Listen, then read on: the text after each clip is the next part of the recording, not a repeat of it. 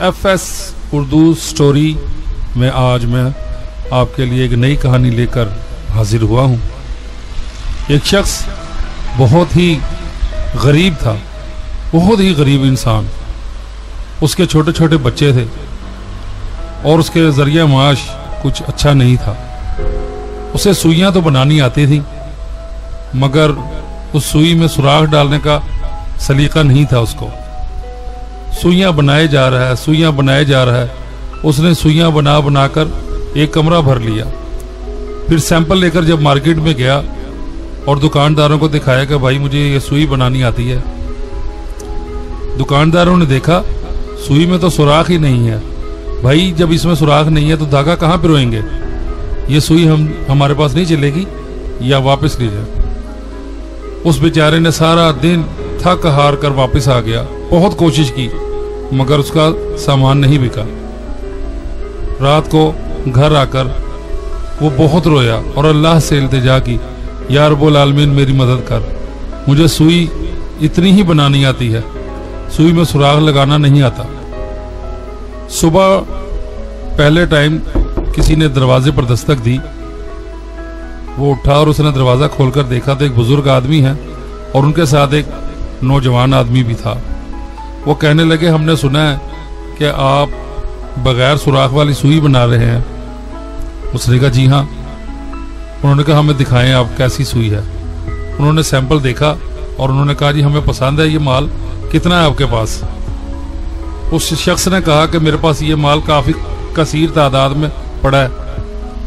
انہوں نے قیمت طے کر کے وہ سارا کا سامان ان سے خرید لیا اور لے کر چلے گئے اور ایک کثیر رقم دے دی، جس سے اس کے حالات اچھے ہو گئے۔ پھر آہستہ آہستہ اس کا کاروبار چلنے لگا۔ وہ بزرگ اکثر آیا کرتے تھے، مہینے میں کبھی ایک بار کبھی دو بار، اور اس سے وہ بنا سوراخ والی سوئیاں خرید کر لے جایا کرتے تھے۔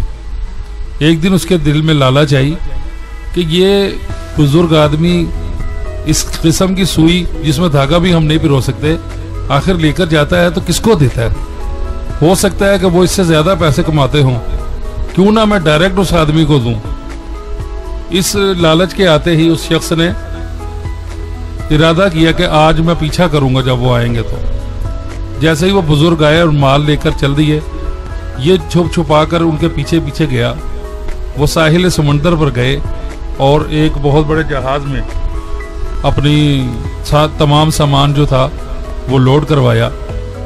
یہ شخص بھی مزدوروں کے بھیس میں ان کے ساتھ ہی سامان لے کر جہاز میں چڑھ گیا اور جہاز چل پڑا۔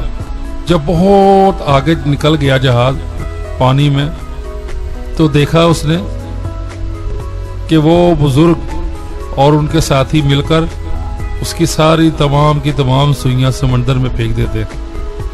یہ دیکھ کر وہ بہت حیران ہوا کہ انہوں نے تمام سوئیاں جو تھیں وہ سمندر میں پھینک دی۔ سمندر میں پھینکنے کے بعد وہ بزرگ کہنے لگے کہ بھائی چھپا کیوں ہے؟ ہمیں معلوم ہے تو ہمارے ساتھ آ گیا ہے۔ ہم تیری سوئیاں صرف اسی لیے خریدتے تھے کہ اللہ کا حکم تھا۔ اب ہم تیرے پاس نہیں آئیں گے کیونکہ تیرے دل میں لالچ آ گیا۔ ہمارا اور تمہارا یہیں تک کا ساتھ تھا۔ یہ کہہ کر وہ بزرگ آنکھوں سے اوجھل ہو گئے اور وہ انسان بہت پچھتایا۔ تو دوستو، لالچ بہت بری بلا ہے۔ اللہ تعالیٰ سب کا ساتھ دیتا ہے، پر انسان لالچ کبھی نہ کرے، صرف اللہ پر توکل رکھے۔